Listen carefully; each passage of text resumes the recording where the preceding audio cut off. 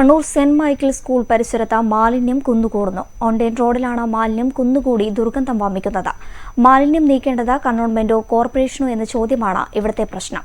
മാലിന്യം കാരണം പ്രദേശം പകർച്ചവ്യാധി ഭീഷണിയിലാണ്.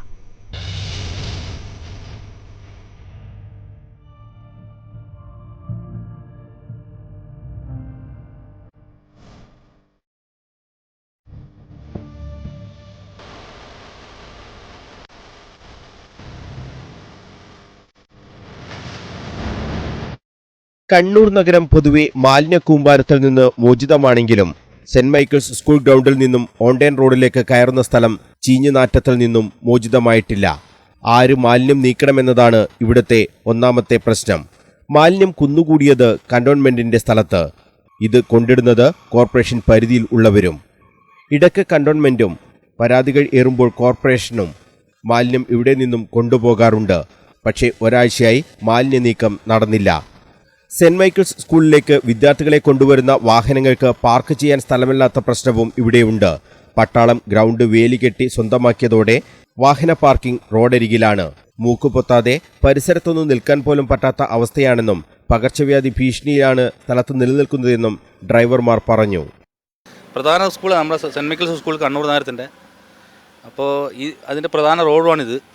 അപ്പോൾ ഈ റോഡിൻ്റെ ഈ സൈഡിൽ വേസ്റ്റ് ഇട്ടിട്ട് പട്ടികളിങ്ങനെ വന്നിട്ട് ഇങ്ങനെ നിരങ്ങിയിട്ട് ഇങ്ങനെ ഒന്നും പറയേണ്ട ഫുള്ള് കുട്ടികളെല്ലാം പേടിപ്പിക്കലും ബൈ ഓടലെല്ലാം. പിന്നെ നമ്മുടെ ഡ്രൈവർമാർക്കും ഭയങ്കര വിഷമമുണ്ട്. നമ്മൾ ആരോടെങ്കിലും ഇത് പറയുമ്പോൾ ഇത് വേസ്റ്റ് ഇടുന്നവരെ നമ്മൾ നേരിട്ട് കണ്ട് സംസാരിക്കുമ്പോൾ നിങ്ങളാരാ ചോദിക്കാമെന്നാണ് നമ്മളോട് പറയുന്നത്. പിന്നെ നമ്മൾ പരമാവധി ആൾക്കാരെ ഇടുന്ന് ഒഴിവാക്കാൻ നോക്കലുണ്ട്. പക്ഷേ ഇപ്പോൾ ഇരുട്ടിൻ്റെ മറവിലും ഇങ്ങനെ വന്ന് കൊണ്ടേ ഇടലാണ്. വല്ലാതെ പ്രശ്നങ്ങൾ ഉണ്ടാക്കുന്നുണ്ട് ഡ്രൈവർമാർക്ക്.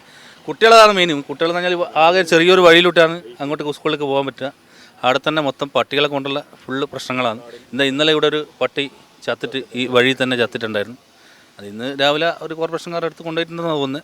ഈ കാട് നമ്മൾ കാണുന്നത് വണ്ടി വെക്കുന്ന സ്ഥലം കൂടി നമ്മൾ സൗകര്യത്തിൽ നമ്മൾ വൃത്തിയാക്കിയിട്ട് സെറ്റാക്കിയതാണ് ഇത് മൊത്തം. അവിടെ തന്നെ ഇപ്പോൾ ആൾക്കാർ കൊണ്ടുപോയിരുന്നു വേസ്റ്റ്.